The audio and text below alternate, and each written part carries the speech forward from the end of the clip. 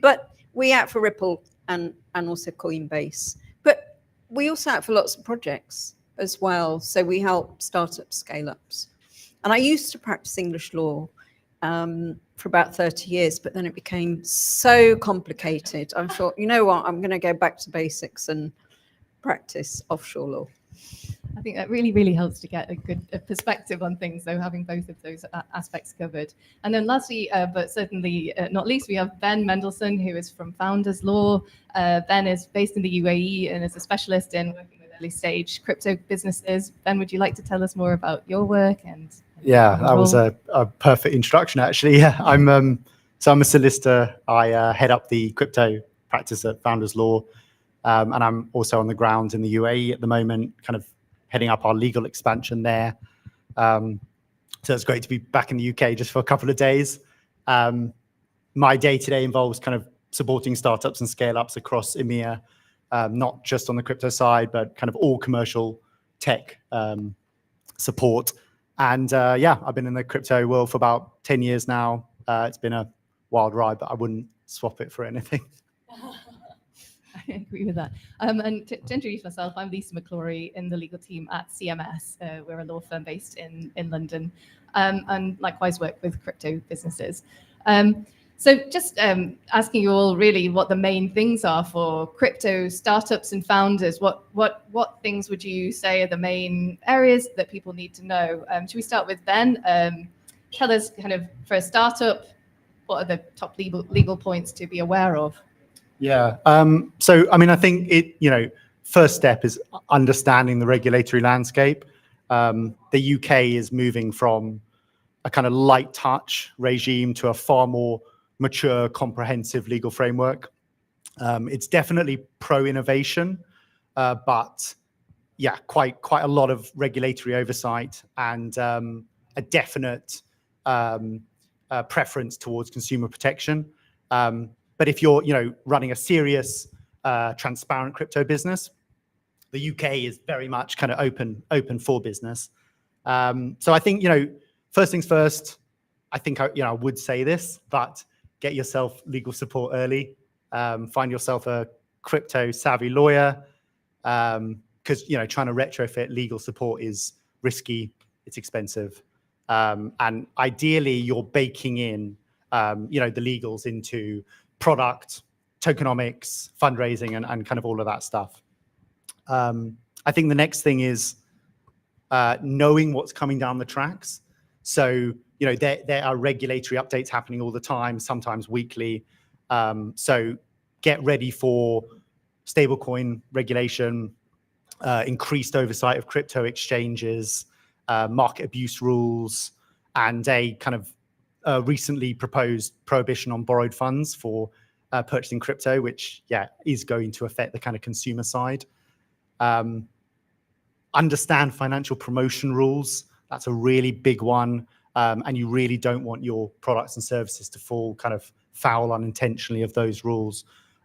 General principle is crypto promotions need to be fair, clear, and not misleading, but there are also a host of FCA rules that you need to comply with there too.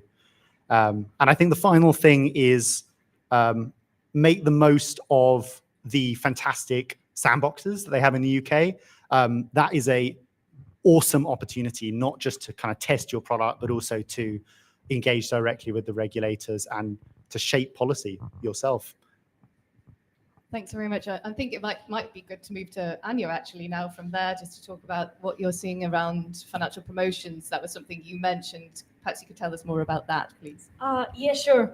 Indeed, what Ben has said, that financial promotions should be fair, clear, and not misleading. And that's right, that UK takes more of the consumer protection side in their regulation. So it is very largely related to protecting retail consumers. And by retail, I do not necessarily mean just individuals, but also those companies and corporations that do not qualify for their categories, such as, size of balance sheet. Let's not get into much detail, but long story short, that some of the corporations, depending on the size and types of operations, are also considered retail, which I think is a bit of like a strange concept for many people to grasp, that a corporation can be deemed retail.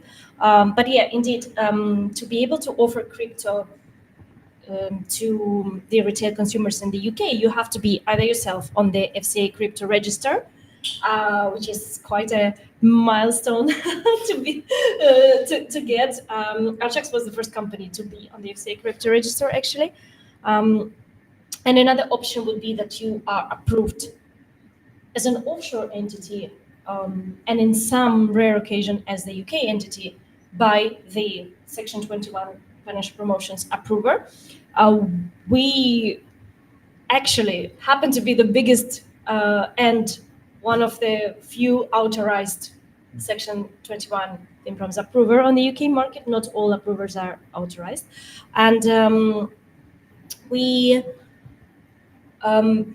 started to offer this service originally as a request, and just like because we realized we could apply to be an approver, although that was never the main line of business. And then since then, we approved around 40 companies, including some very well-known and very big name, without name dropping, but very big name exchanges, on-ramps, payment companies, even non-custodial wallets, which now the FCA has an opinion that would also be captured by the regime on some occasions. So yeah, and this in a way includes an authorized approver signing off financial promotions. And by financial promotions, everyone thinks that it's just like some sort of advertising on promotions, but in the reality, financial promotion is any incentive you give to a customer to buy crypto or like do some other operations related to crypto on your website. So the mere fact that you have a website and on board UK customers already constitutes a financial promotion. So yeah, definitely something you would like to check, even as a startup. And now there are more and more, and we work with them. You would want to first check whether or not you are captured by the regime, for which you probably could use the legal counsel, legal opinion. We can advise, but we're not legal counsel. We could understand we do understand, and we could informally advise whether this would or would not be captured by the regime, but better off always getting the legal opinion. It might as well happen that sometimes it's not captured. Let's say it's captured, then you get through the process of formal approval. This is the absolute official process. Authorizers are liable before the FCA for every financial promotion they approve, for every client they onboard, and how it is done, and not only at the moment of sign off and the website going live, but for the whole process during which they are sort of signing this approval. So yeah. So basically, so projects have to get approval if they're communicating an invitation or inducement to invest in crypto assets, and Archax offer this as a service. Is that mostly for larger projects or with smaller ones too? I think we now see more and more smaller projects getting involved, so not just big crypto exchange that offer 500 tokens, but that we also have, but also just from providers that may be on ramp to 10 tokens, or a non-custodial, probably you know that there are specific non-custodial wallets that only support certain tokens because they are built by those chains precisely for them. So might as well be that it's just a non-custodial wallet for one token, but they do have volumes and they do want to onboard UK clients, or they already had, and they want to continue doing it compliantly. So yeah, perfect. Yeah, all sizes. So yeah, lots of projects to bear in mind. How are you seeing this fitting in with the offshore perspective? We've talked about UK laws, there being a lot to bear in mind, the need to get authorization to distribute to UK consumers. Sarah, tell us more about the types of clients you're seeing and what they should think about. Yeah, so we do see lots of projects coming and speaking to us, often because they've seen, say, MakerDAO or Aave or one of our clients, so they know that we've been advising, and they will come and talk to us and say, we'd like something that looks a bit like what you did for, those clients.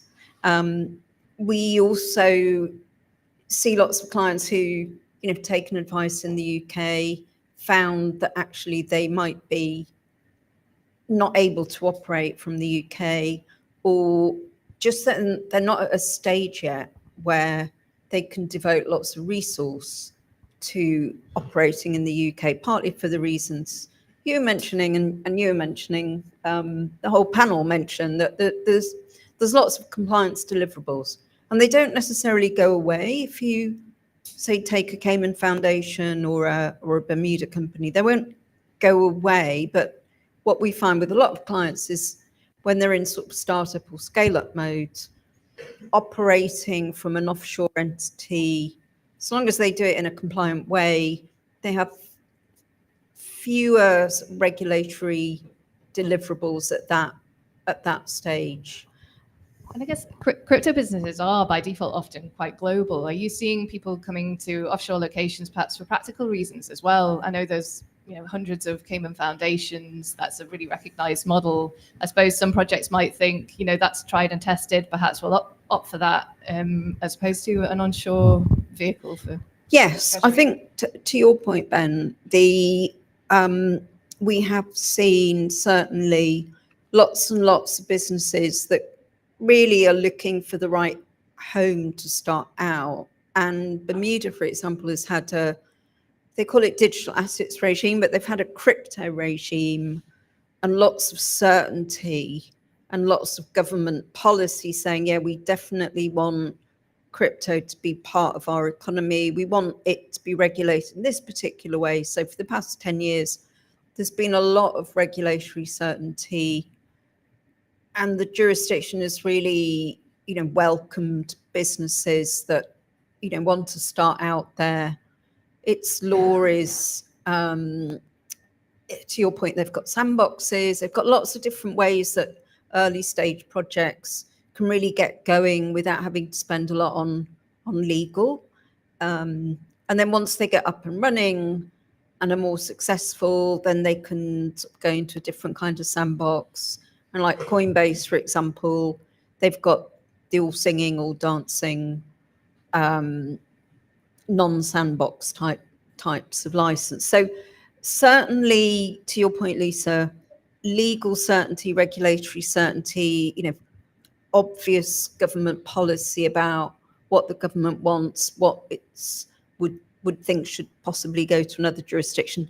That is, as I say, Bermuda's been sort of on this journey for 10 years. Cayman has had the Cayman Foundation now since 2017.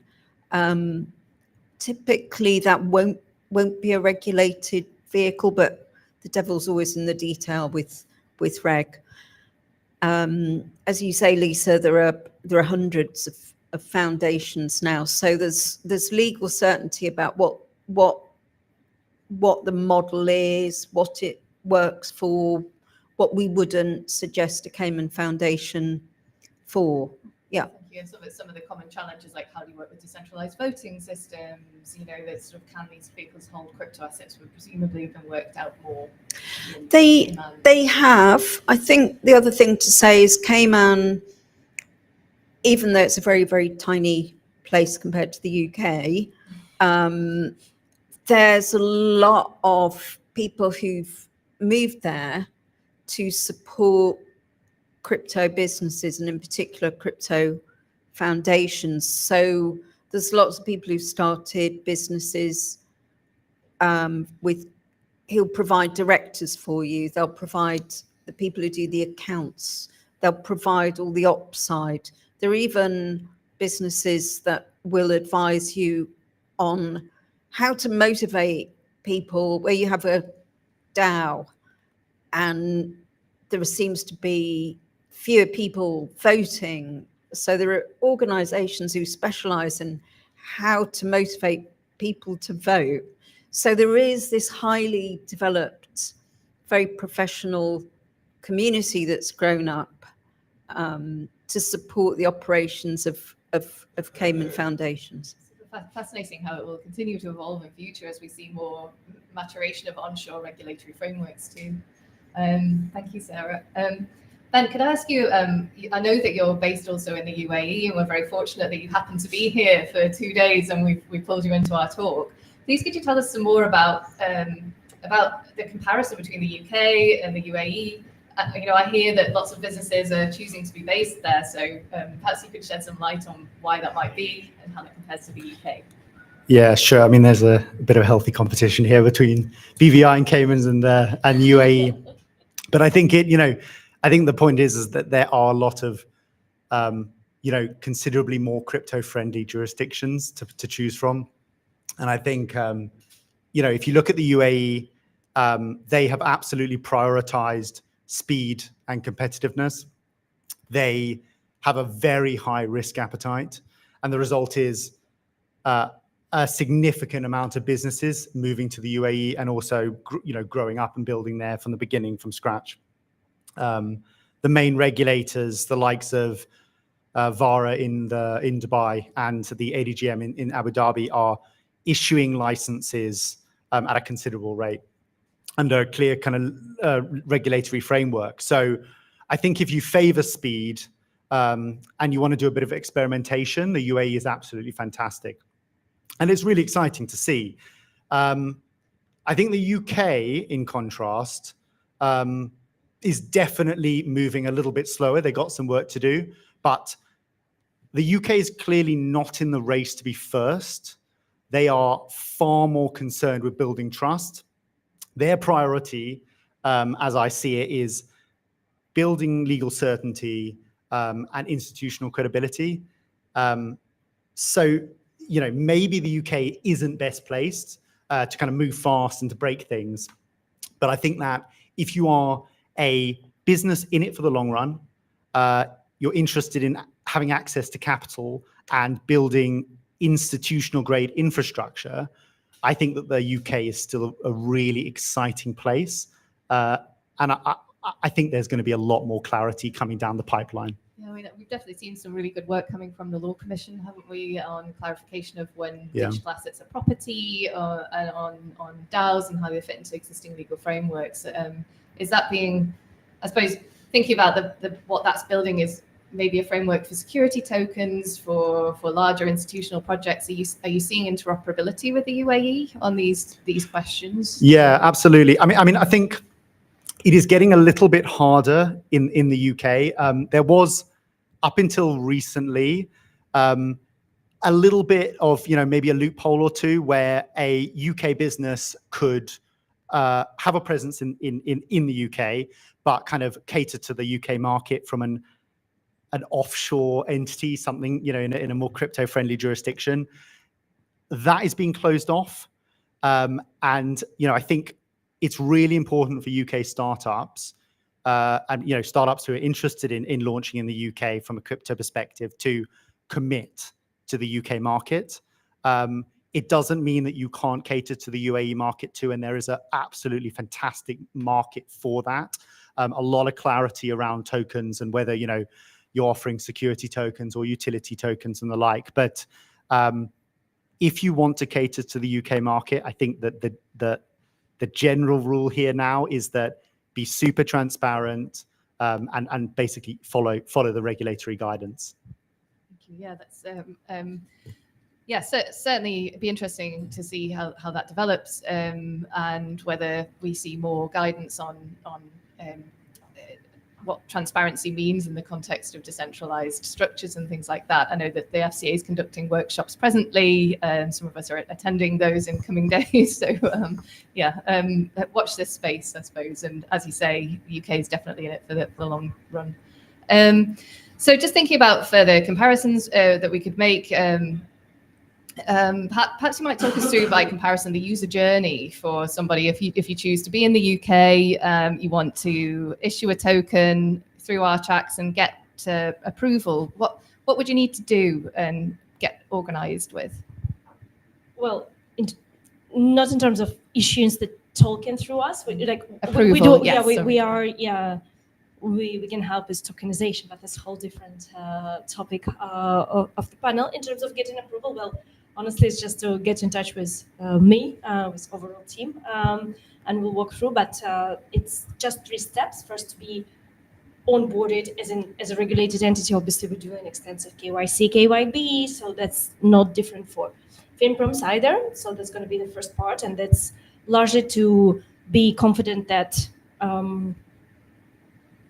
that the consumer interests are protected through how the company is standing, through their how the finances are organized, how the transaction flows are organized, what partners they use.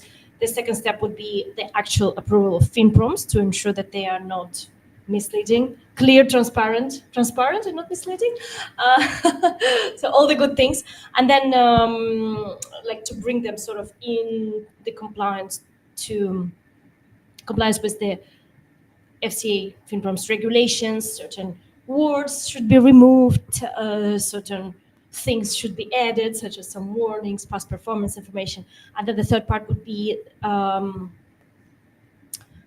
monitoring and reporting, because again, like you could approve a page once, but then if it's changed the next day to something that is already not in compliance, then you as approver are liable. The client is not in a good situation, so you have to ensure they're monitoring. That's sort of in terms of FinProms. Other than that, what I would say, since like in our broader range of products and services, we are regulated financial institutions. So the first thing to think is in terms of wider like structuring of the project of the token, where the token might be a security. It honestly, I think before that, for many startups, it would be like so unlikely that the token is a security, because unless it is representing a digital version of a financial instrument, it's probably not. However, these days we see more and more creative interpretations that depend on how it is structured, it might be. And even if it's not, you're still probably very well off to work with a regulated custodian compared to not regulated. For other things, the FCA has CAS, Client Assets Source Book, that has certain rules of how the assets are stored and kept.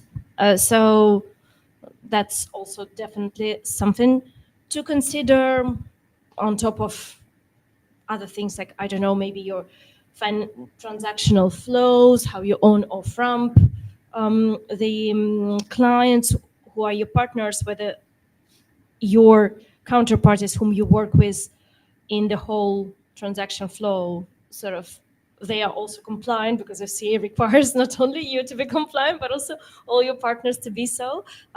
So yeah, I guess something around those. And do you think it sounds as though projects would be well advised to perhaps think about this as a project management exercise and get all of their documents organized before they put in the application?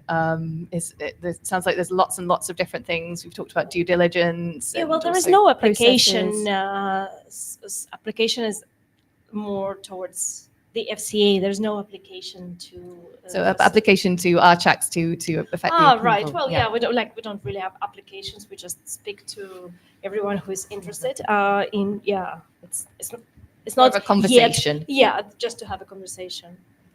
Thank you very much. And Sarah, how would you think about the comparison between different jurisdictions in comparison to Cayman, BVI, Jersey? There's lots of different options. We've talked a bit about the UAE. Could you perhaps tell us a little bit more about what projects might think about?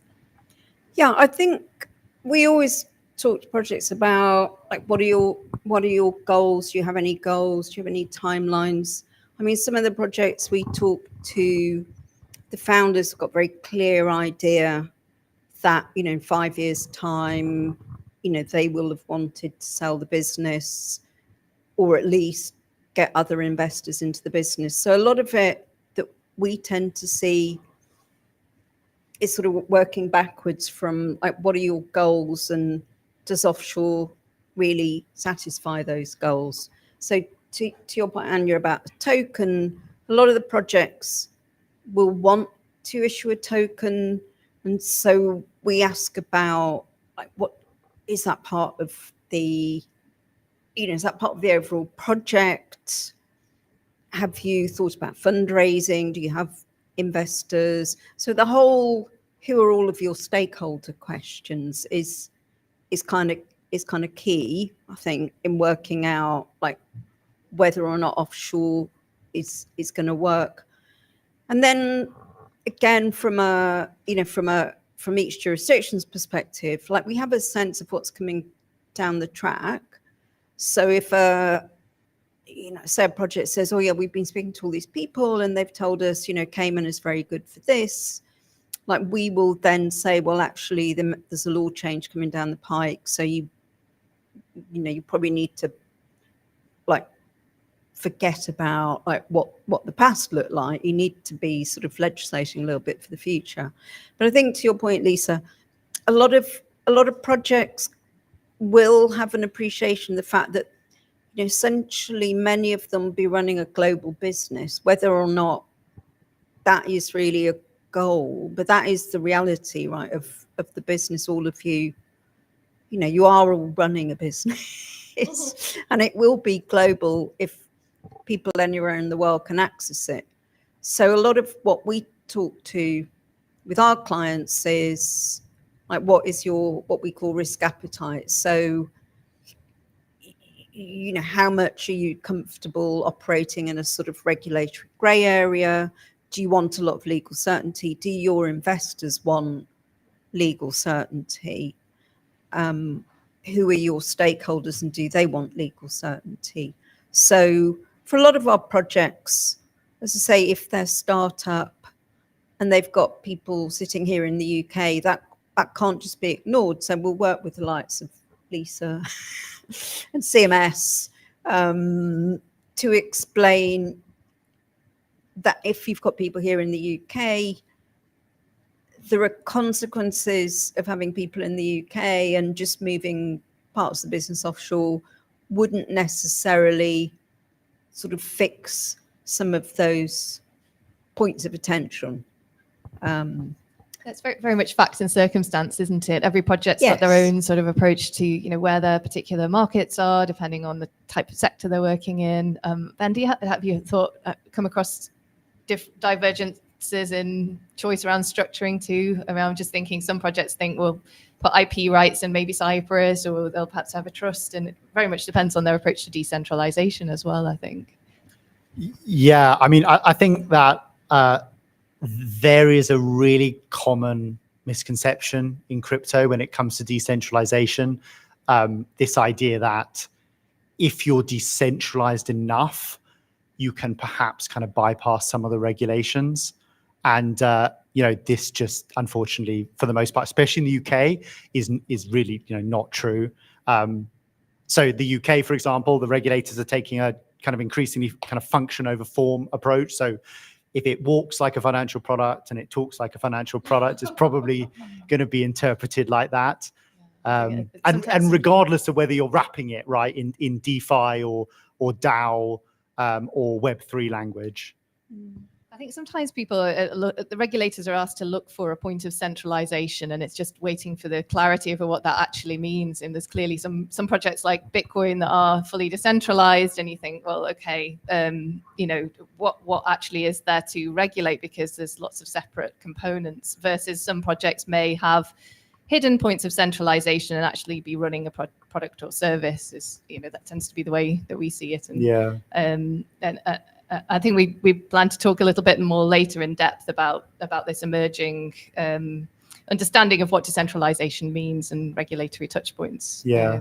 And I mean, it's a founding principle of crypto, and it's a really, really important one. And I think it's one of the reasons why a lot of people gravitate towards crypto, because it is the idea that there isn't this kind of third party, this intermediary.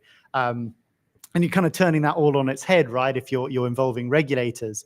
But whether we like it or not, regulation is going to be a part of crypto. It already is a part of crypto. And I think if you're a startup in the UK delving into the DeFi space, it's just really important not to fall foul of that, we're a protocol, not a company approach, and therefore we're safe. If you engage in centralized decision making, and you have, sorry, I lost my train of thought there. You engage in token issuances, yield staking, you're probably going to get caught by the regulations. So you want to be really careful. And I think from a Solana perspective, especially when you're talking about token rewards or staking and yield, that's another thing you want to be really, really careful about. I think, well, I certainly agree that it's necessary for every project to take a long, hard look at their risks and activities, think about smart contracts and governance in respect of them. I think there's definitely a role for decentralization within the ecosystem. It's particularly valuable where you're working cross-border, and it can create interoperability, can create robust global systems as well. So I very much hope to see more legal certainty in this space. So just to wrap up, I was hoping to ask you all for what trends are you seeing at the moment? Shall we start with Sarah, maybe? Do you want to talk about kind of what trends you're seeing around people utilizing certain types of legal structures offshore? Yeah, so we're still seeing a huge appetite for Cayman foundations. I don't think that's going away anytime soon. Post the change of administration in the US, I think there has been a sort of optimism that the US market is no longer completely closed. Quite what that means in the longer term, I think a lot of businesses are still trying to find their feet. But to Ben's point about like making sure things are sort of compliant as possible from day one, I think a lot of businesses are still thinking, despite the enforcement environment having changed significantly in the US, doesn't mean to say that enforcement is going away. So businesses are still wanting to be very compliant. There's still lots and lots of business that we see choosing Bermuda for their projects because as I say, Bermuda's been regulating digital asset business for around 10 years. So the regulators, very comfortable with knowing what it wants to see. And it's also, you can pick up the phone and just set up a Zoom call as well. So there is, I think, certainly a trend still for people, if they can, to be regulated. The projects want to be regulated partly because it does mean they can attract investors as well. Are you seeing the US influencing any trend towards Bermuda or particular jurisdictions? It's a really good question. We're seeing, I think, that as I say, people are less sort of shutting the US out of the whole distribution piece when it comes to the project, because in the pre this administration, because of the enforcement environment, people would by and large, if they're in the startup or scale up phase, it's just expensive, right, to sort of hardwire in the US compliance. Whereas now I think people feel a bit more positive. I suppose it's expensive to hardwire in changing compliance requirements, I suppose. Yeah, that's completely true. So Annie, would you like to tell us what trends you're seeing with respect to your area? Well, I think from our side, what we see is that more and more traditional financial institutions wanted to get engaged in crypto, not only from the conservative side, holding Bitcoin in their treasury, but from more sort of adventurous side of exploring DeFi and other aspects of blockchain, which is really very, very gratifying to see. And to what Ben has said is that UK traditionally has been such a relevant jurisdiction for centuries, and definitely it's slower, but it's also very sort of provides a very solid background and very comprehensive background to be established and do things. Yeah, that's very interested about investors being engaging more with DeFi. Yeah, I imagine there's some AML challenges and anti-money laundering compliance steps to follow through. And Ben, what are you seeing from your markets? Yeah, so I mean, I think there's some of the kind of more kind of aspects of kind of marrying together centralized and decentralized technologies. So I think a lot of people are interested in, say, for example, replacing a more traditional corporate structure like a company with decentralized technologies like a DAO. So we get a lot of interest in things like that.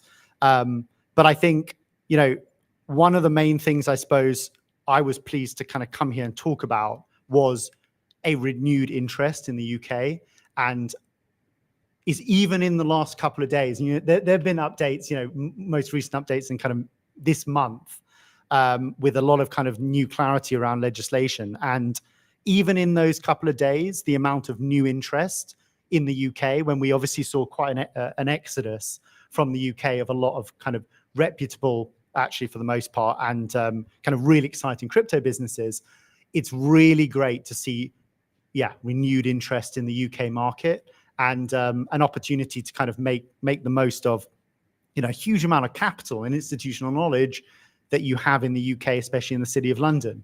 So we're starting to see that, and I'm really hopeful for kind of what is coming down the pipeline. Yeah, absolutely. I think it's been fascinating to see the approach from Vara. They talk about having an agile approach to regulation, processing sort of 800 applications initially, didn't they? And so they obviously have this focus on the regulator being accessible, engaging, speed. So let's hope we see some more of that in the UK as well as clarity. We need help desks and support for projects too. Yeah, I mean, I think there's a lot to learn, right? It is not necessarily a bad thing not being first. It means that you can pick and choose and decide kind of what's working and what's not. The UAE is a fantastic model. And, it stimulated a huge amount of crypto growth. And I hope that the UK looks at it, obviously follows in the lead of the US, because that's opening up too, and moves from strength to strength. Thank you very much. One last takeaway from everybody. You want to main thing to anyone put you all on the spot. I think one of mine would be, it'd be nice to see more compliance by design. This is something I talk about a lot. So, as we're seeing AI taking more center stage, there's so much convergence between crypto and AI projects. So be aware of AI regulation, not just crypto. And think about how you can build your product in such a way as to keep data safe and respect your customers' interests as well. So, any other volunteers? Yeah, I think the big question mark still is the extent to which the projects can get bank accounts. So, That's a good one, like we've seen over the last 5, 6, 7 years, how difficult it is.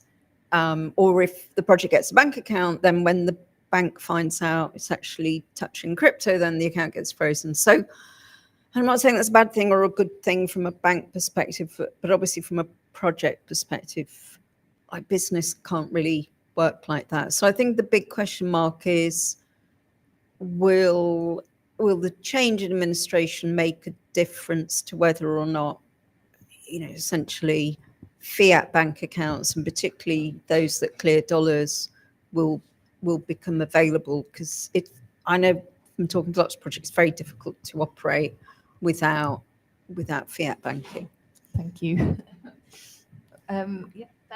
Yeah, I mean, I think all I'll say is that the smart founders are using regulatory certainty as a springboard, and it should not be something to be scared of, and to not basically use as an excuse not to start a fantastic crypto project. So I think that's my kind of main kind of hope.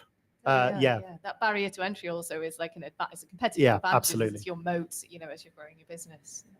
Yeah, well, I'd add to that also hoping to see regulators, in the UK and globally, more and more engaged with the industry representatives and actually having an open dialogue, and actually maybe try to learn the technicalities from them and to regulate the outcome, not the technology. That approach. But yeah, hopefully getting there. Yeah. Oh, well, thank you so much to all our speakers. Thanks to everyone attending. Really pleased to be here. Thanks, Lisa.